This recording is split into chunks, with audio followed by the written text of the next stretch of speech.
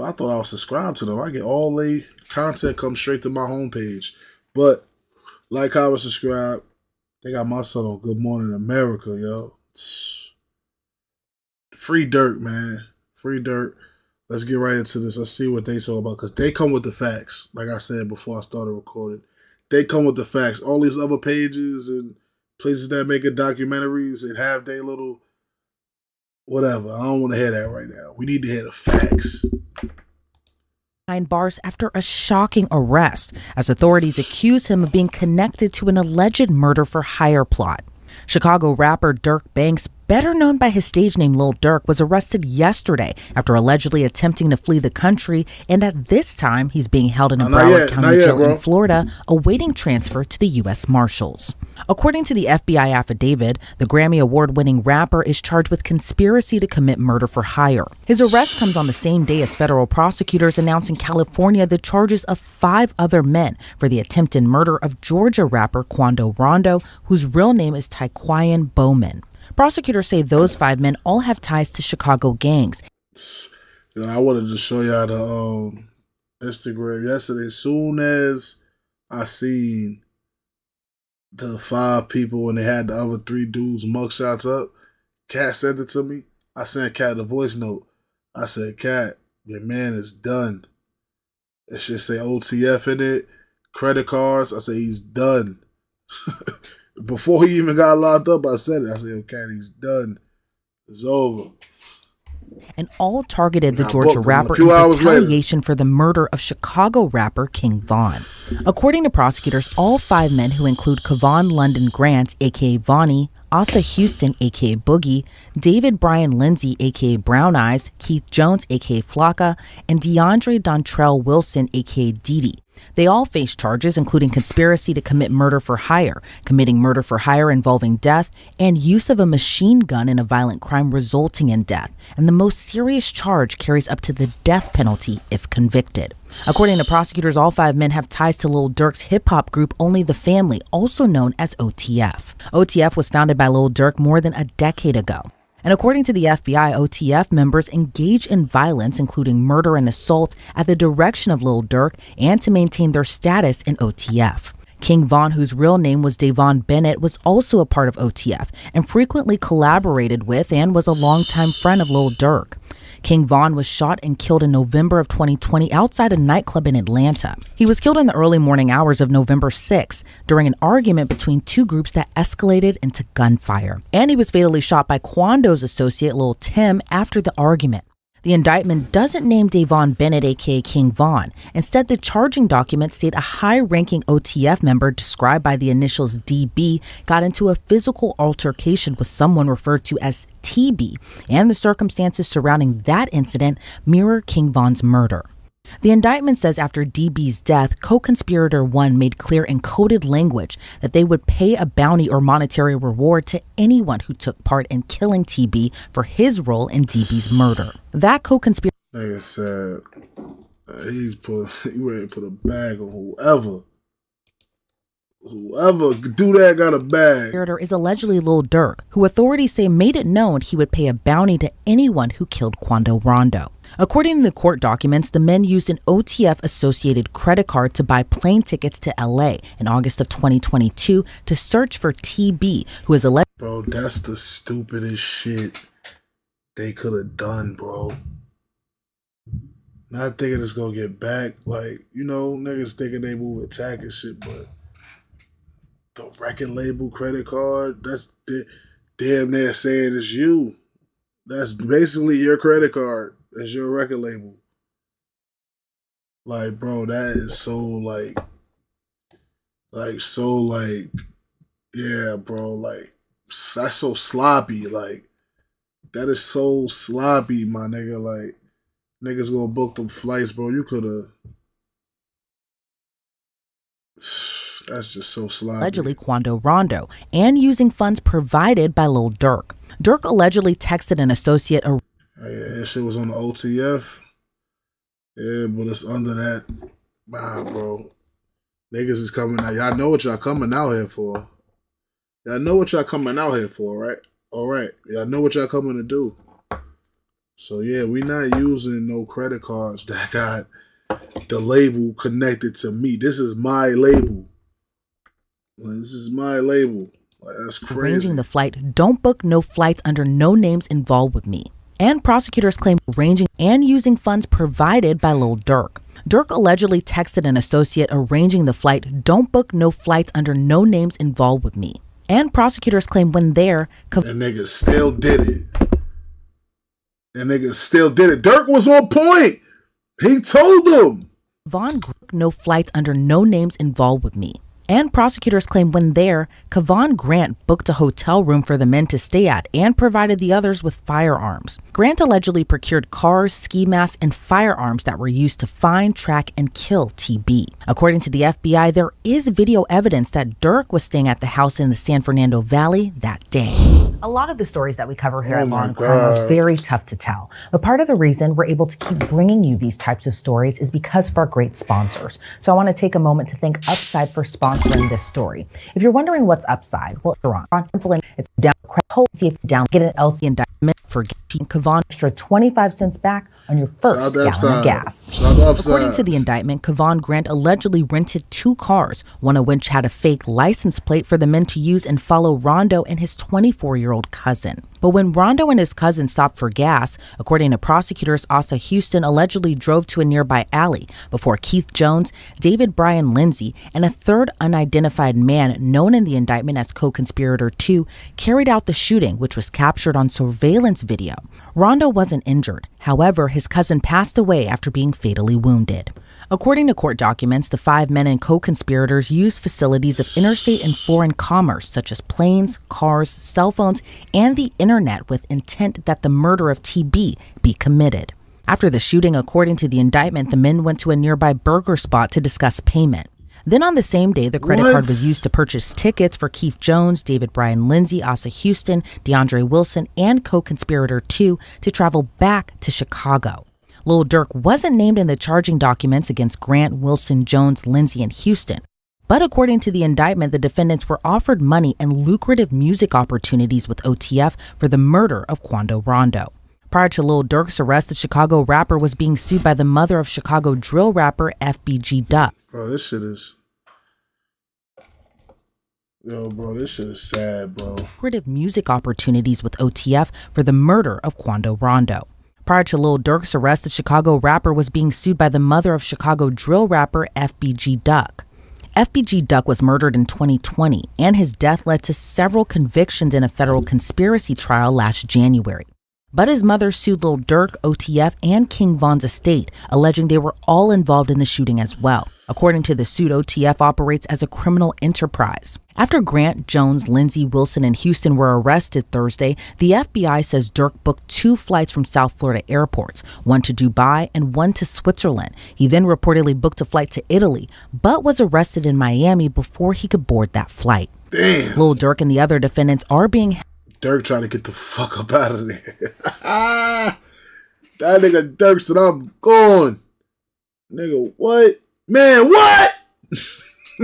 held pending their transfer back to LA. I want to bring on now Detective Eric Barnes to break down this case even further. Eric, thank you so much for joining me today. You know, Lil Durk is a really popular rapper, but what's your reaction to his arrest and his alleged connection to this murder for hire plot of Georgia rapper Quando Rondo? Well, you know, it's a very interesting case. I've been following it for some time now, but it's very representative of things that are going on within the hip hop community these days. One foot in the studio, 1 foot in the streets. And talk to me a little bit about retaliation within gang culture, maybe even hip hop culture as well, too, that we can even trace back these events in particular, kind of in a way, starting from King Von's death in Georgia in 2020. And 2 years later, Quando Rondo's attempted murder, where his cousin was actually killed during this ambush. What is your kind of reaction to just this whole web and trail that has been going on essentially since 2020, even probably prior to that, too? Well, you know, one of the things that's been popular with hip hop artists is to maintain the same group of friends that they had since they were kids. Maintaining that loyalty, not changing up and becoming a new person because you have fame. And so in keeping these alliances, you know, sometimes there's beef, that follows from the streets into rap. And, like I said, these guys live, day to day, and their alliances also live that same lifestyle. And, reading through this indictment, there appears to be this really heavy level of planning to allegedly carry out this murder. Plane tickets were bought, cars were rented, ski masks and firearms were bought. Talk to me a little bit about the sophistication you may have noticed within the planning and these allegations. Well, one of the things that you had to, the hurdles, so to say, that you have to get over in this case is just the geographic difficulties going from Chicago to California to commit this offense.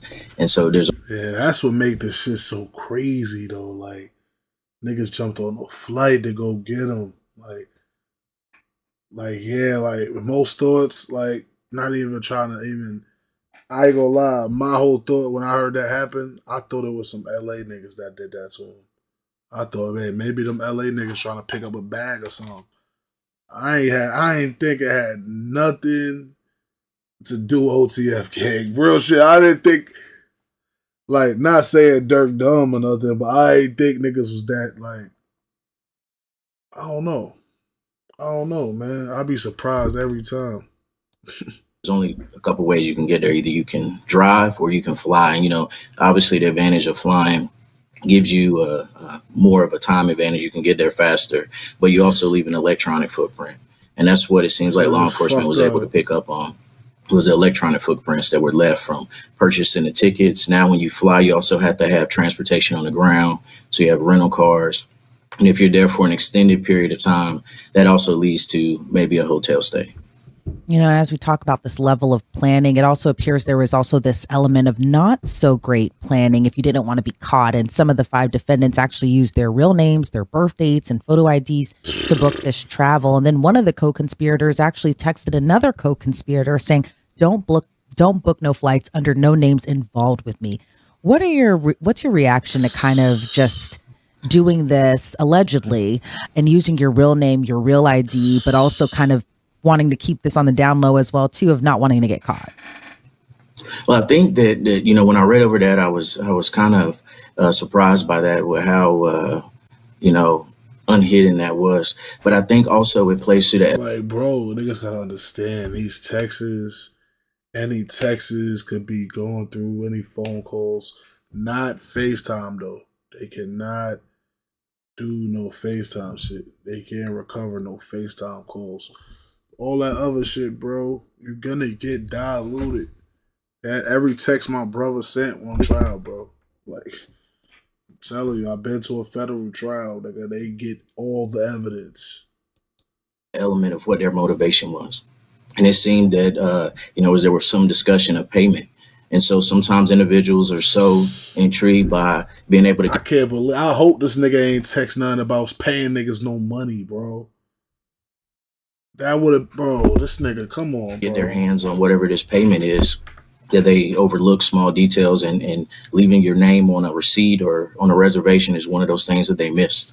When we see kind of these types of cases, a lot of times, I think sometimes the defendants are allegedly always kind of wanting one specific target. But then there are some cases where someone else is hurt or killed, kind of in this focus of retaliation. What are your thoughts, given that Quando Rondo's cousin was actually killed when the murder was allegedly plotted for him? I think it's always unfortunate that innocent people get caught in the line of fire. It's something that we deal with often within street violence. But I also think within the streets, there's also a mentality when there's a retaliation and gang culture that if you get caught riding with someone that I have beef with, then it just it's the rules of the streets. Like, you put yourself in that situation, and now you have to, unfortunately, reap the circumstances of it. And there's also been rumors circulating online that there might have been an informant or even a snitch within OTF that may have revealed more to the feds. Do you think that's at all possible in this case, that they needed an informant on the inside to kind of give a scoop into kind of how everything was planned out and kind of how everything kind of came to fruition? It had to be. That's what I was telling yesterday on the live when I was saying the nigga that told, he pretty much, because if that nigga never told, they would have never knew to do all this tracing and go on to trace this shit. They would have never knew. So we saying it's stupid, but it really, it's only stupid because he had a rat ass nigga with him that told where it can be traced back. Like if all these niggas was thorough and nobody never said nothing, then my son would never be in jail right now. They would have never knew to do all the tracing and go look back and do all of this because they would have never even been in there. You feel me? So it's all because of that nigga at the end of the day. Like, we could say all the shit about the evidence, but it's still about the nigga. It's still that nigga fault. Nah, you definitely got to cover your tracks in case, but when you thinking that you got a team full of real niggas, and you gave everybody in this situation sturdy, you done looked out for everybody, and this nigga done got 50K from you before, you're not thinking that niggas in your immediate circle is going to tell on you. You're not going to think that. So, I mean, even Durk knew that it was sloppy because he said, yo, don't book no flights under nothing to do with me. And that was a hot text. He should have knew better text than anything. But, think about it, if the nigga ain't tell, bro, niggas would not know none of this. Like, they would have never did none of this tracing back. None of this shit would have ever came to light. You feel what I'm saying? Like, son had to get locked up and tell him, yo, we had fake plates. We had fake plates on the car. Yeah, Durk booked our flights. Yeah, OTF, yeah, the credit card. You could check that. Then they went and did their research. They didn't know, like, oh, shit, this shit is matching up. Okay, yeah, he booked our flights back home, too. Oh, shit, this matching up. Yeah, we had fake plates on the car. Look, yeah, we went there. They go back now on the camera, look at the car. Oh, it's fake plates. Yeah, he used this. Bro, rat ass nigga, bro. It's mad. I ain't gonna lie. Well, I know that there was very detailed information, and it definitely indicates that the investigators did a great job digging up surveillance footage and being able to uncover some of the intimate details. I don't know if there was an informant necessarily, but it seems that they do have some very personal details in their indictment. And given if there was possibly an informant, kind of how do they all play a role into this case? Because again, within the culture, a lot of times there is a no snitching policy. But what are your thoughts on whether or not there might have been an informant and kind of how that may have all came into this as well too? Well, you know, the no snitching thing is very huge in the street and within the hip hop culture. But one thing that within the law enforcement community, when someone is looking at a significant sentence, which I think murder for hire either carries in some sort of situations, death penalty, and also life in prison. You know, it's every man for himself at that moment. And so the old cliche of the first one to talk gets the best deal, normally that weighs very heavily in these cases. Some of the defendants, in addition to being offered money, were also promised lucrative music opportunities if they carried out this murder. And I know we've kind of been having a discussion about, you know, how rap culture kind of bleeds into gang culture. But what's your reaction to kind of this lucrative opportunity given they carry out? Yeah, kill something to turn OTF, nigga. What nigga? Nigga knows, nigga. Thorough, nigga. Reaction to kind of this lucrative opportunity given they carry out this bounty. You get a deal, you know, it's the American dream of wanting to be able to create a better opportunity for yourself and your family. And unfortunately, a lot of individuals have, you know, the dream of making it in the rap business, and you're just not given the opportunity. So that is something that is going to be very alluring to a lot of individuals because they not only want to be able to have the rap contract, but also the rap lifestyle. You know, and some people are willing to do whatever it takes to get there. Sometimes when we see these cases, especially gang cases that also kind of double as like hip hop cases, you know, YNW Melly, this case with Lil Durk, even YSL, I can't help but notice just how young some of the defendants are and some of the alleged activities that they're being accused of doing. They're so young, you know, in their 20s, probably started maybe when they were teenagers. But what are your thoughts on just how young some of these defendants are when they're kind of coming up, like you had just mentioned, wanting this American dream, but then at the same time having this kind of tie to the street culture where maybe they don't see the actual consequences of what could happen. Either they go to jail or they may end up dead on the street. What are your thoughts on just that whole layer and aspect of it? Well, you know, I think one of the things that weighs heavily on this, the influence, is the fact that, you know, a guy that you may have grown up with, seen around the neighborhood, now he has his lucrative rap contract and is driving foreign cars and living in expensive houses and traveling, all across the country, they almost become larger than life. And so when you have a young individual that maybe hasn't had the best role models in life, what they're able to see this individual achieve is going to be larger than any kind of verbal warning that someone can tell them. They're going to take their word as being, good. If I can carry out what is being asked of me, then maybe I can live this lifestyle as well. And I think that reality weighs heavier than any consequence that you can think of. And as someone who is a detective who works with street gangs, kind of what are you hearing from the inside that you'd be willing to talk about on camera as far as, maybe just what the motivation is to kind of continue to be a part of this lifestyle? Well, obviously what everyone is doing right now across social media, as well as the streets and within the street culture, is they're kind of unpacking this indictment.